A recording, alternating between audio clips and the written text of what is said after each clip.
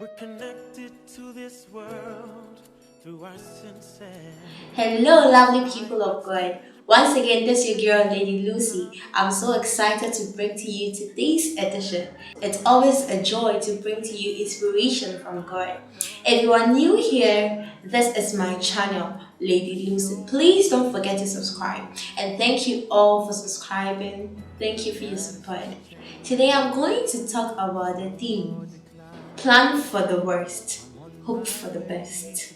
Plan for the worst, hope for the best. I'm sure somebody is there asking, why is Lady Lucy saying we should plan for the worst? I mean, we all want good things. We all want to hope for the best. So why are you now telling us that we should plan for the worst?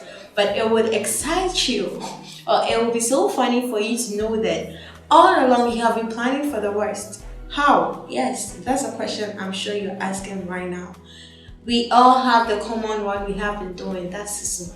I'm sure most of us have so many season boxes in our rooms that we put coins inside. What is our intention whenever we are doing that?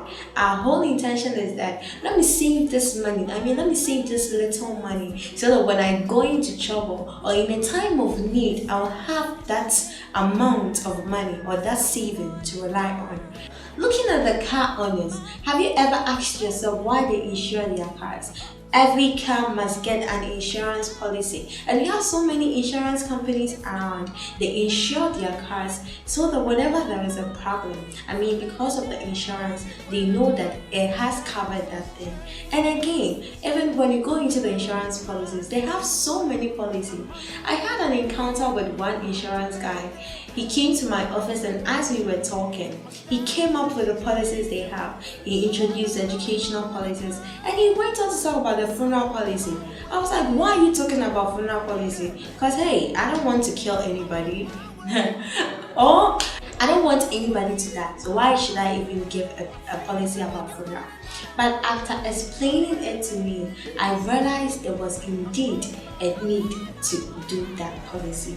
Now, if you read Ecclesiastes chapter 3, it makes us understand that there are times for everything. In this world, there is a time to cry, a time to smile or laugh. There's a time to sow and a time to reap. That means even in the Bible, the wisest king that ever lived, King Solomon, has made us understand that we have so many times in our lives. There could be a time when you'll be so joyous, and there could be another time when you'll be, so down. So he's telling us that we have to put all this in mind. So in those times we wouldn't be found wanting.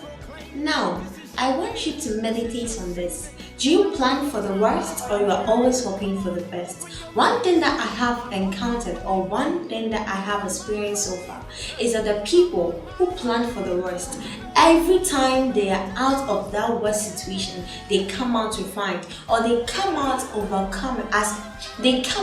overcomers, or they have that strength. Why? Because they saw that in this world there are times and chances, and there is a time for everything. So at this particular time, if I'm in the exciting mode, I should know that there's going to be a particular time when the mood wouldn't be really exciting. It will be the negative side. Why should I even think about that? Such people, when they have the ability to plan, they come out very successful because they thought about it, or they foresaw it, and they planned for the future. So whenever they come out, whenever the storms, let me say that, whenever the storms are over, they are always strong.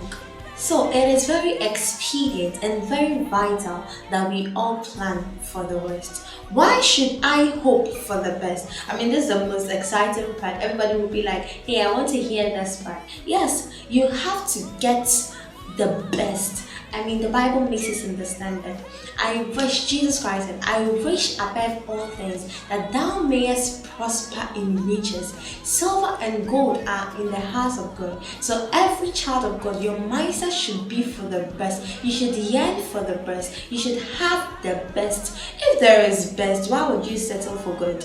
I mean, you don't have to settle for less. That is what they have to do, but that is a mindset that you should carry. That it's rather unfortunate that we have people who have low self-esteem or who see themselves to be above that level. There are people, when you're talking about best things, they would be like, oh, give it to this particular person because I think he or she deserves it. That is so wrong for a believer to talk that way, because whenever or immediately you become a child of God, you should know and yearn or aspire for only the best and never the good. The sky should never be your limit. Do not settle for it. Now, as a child of God, I want you to put it at the back of your mind that you always have to yearn for the best. Do not settle for the less. That is not your portion. Our Father wants the right thing for us or the best thing for us. So we also have to yearn or aspire for them.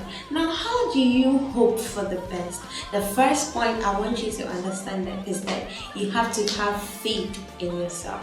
Faith is what you haven't seen, but I mean, you have the confidence, assurance that no matter what, I'm going to get to this particular place.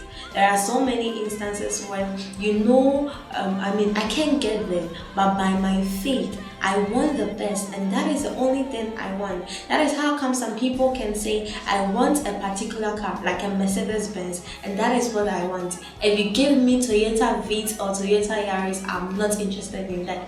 All I want is the Mercedes Benz. Again, the second point I'm going to talk about is like you should have the right mindset.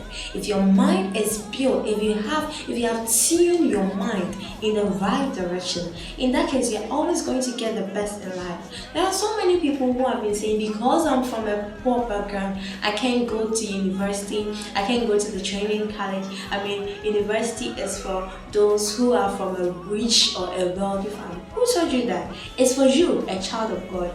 That is your portion, because that is what your Father wants for you. So I want you to renew your mind at this particular time that you need nothing or you deserve nothing but the best. That is your portion. The next point I want to talk about is that believe in yourself. Believe in yourself. Have that high self-esteem, not pride. I'm not talking about pride here, or I'm not talking about arrogance, but I'm talking about the right mind for you to believe in yourself. Believe in yourself that, hey, I can do it. No matter what, I'm going to do it, and I must do it.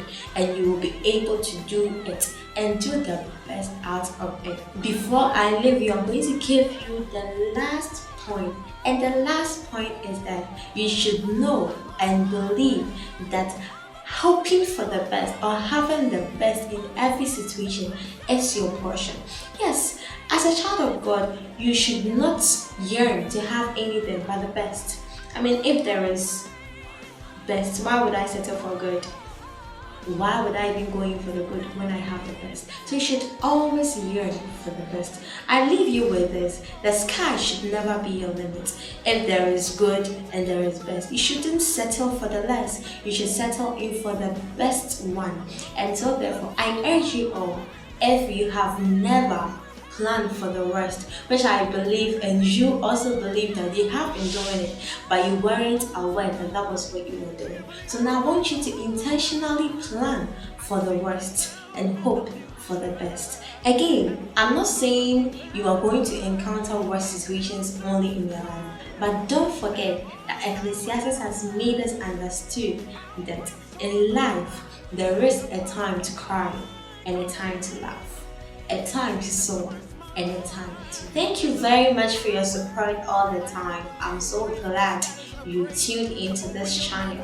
Don't forget, it is the Shift with Lady Lucy. If you haven't subscribed to my channel, it is Lady Lucy. Just click on the subscribe button and subscribe to my channel if you haven't. And please share with your friends. Don't be selfish to keep the blessing to yourself. Let's go out and spread the gospel in Christ.